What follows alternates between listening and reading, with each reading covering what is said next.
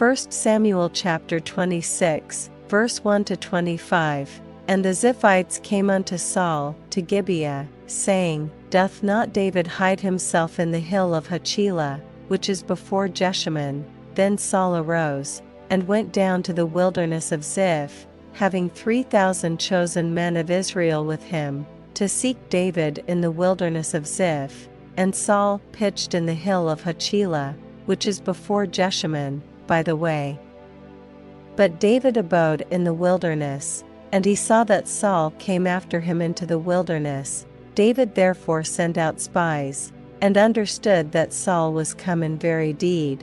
And David arose, and came to the place where Saul had pitched. And David beheld the place where Saul lay, and Abner the son of Ner, the captain of his host. And Saul lay in the trench, and the people pitched round about him.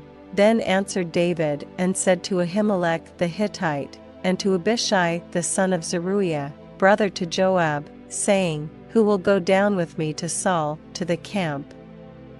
And Abishai said, I will go down with thee. So David and Abishai came to the people by night, and, behold, Saul lay sleeping within the trench, and his spear stuck in the ground at his bolster. But Abner and the people lay round about him.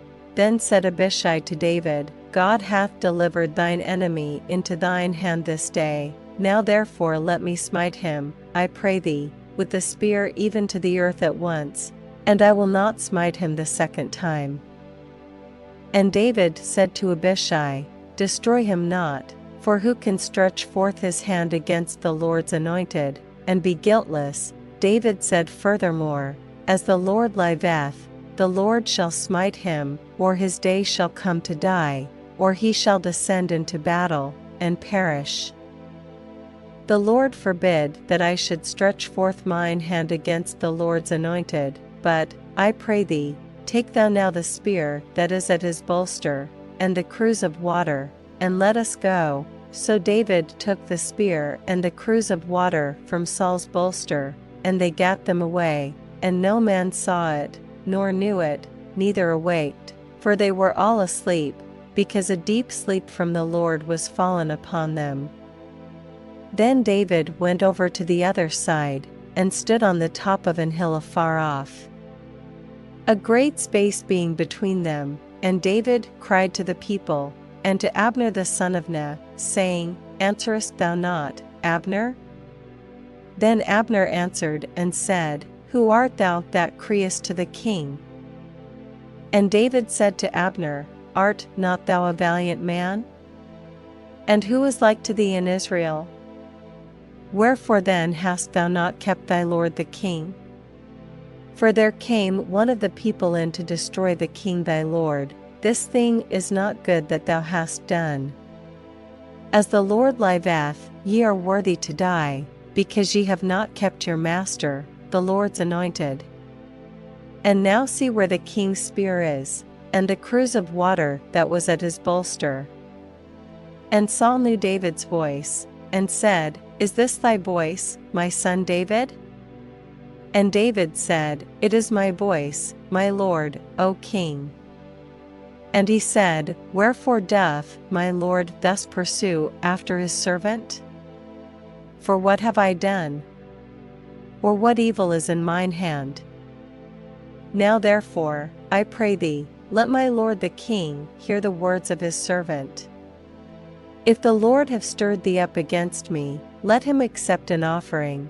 But if they be the children of men, cursed be they before the Lord, for they have driven me out this day from abiding in the inheritance of the Lord, saying, Go, serve other gods. Now therefore, let not my blood fall to the earth before the face of the Lord, for the king of Israel is come out to seek a flea, as when one doth hunt a partridge in the mountains. Then said Saul, I have sinned, return, my son David, for I will no more do thee harm, because my soul was precious in thine eyes this day. Behold, I have played the fool, and have erred exceedingly. And David answered and said, Behold the king's spear.